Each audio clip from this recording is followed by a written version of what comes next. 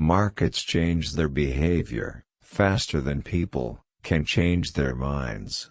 That is why intraday trading is so difficult.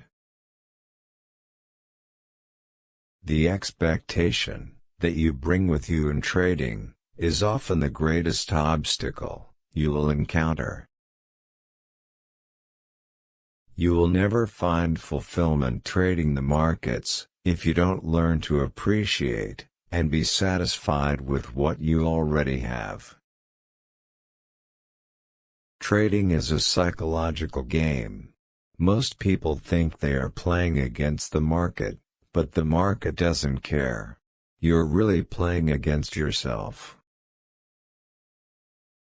Trading is not for the dabblers, the dreamers, or the desperate. It requires above all, one steadfast trait of dedication. So if you are going to trade, trade like you mean it. We don't care about why.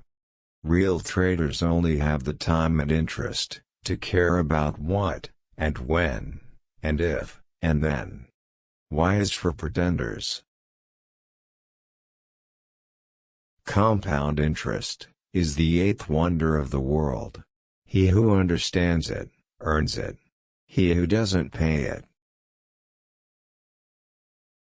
Are you willing to lose money on a trade? If not, then don't take it. You can only win if you're not afraid to lose. And you can only do that if you truly accept the risks in front of you. It's not always easy to do what's not popular, but that's where you make your money. Buy stocks that look bad to less careful investors, and hang on until their real value is recognized. A great trader is like a great athlete. You have to have natural skills, but you have to train yourself how to use them. Amateurs think about how much money they can make. Professionals think about how much money they could lose. Spend each day trying to be a little wiser than you were when you woke up.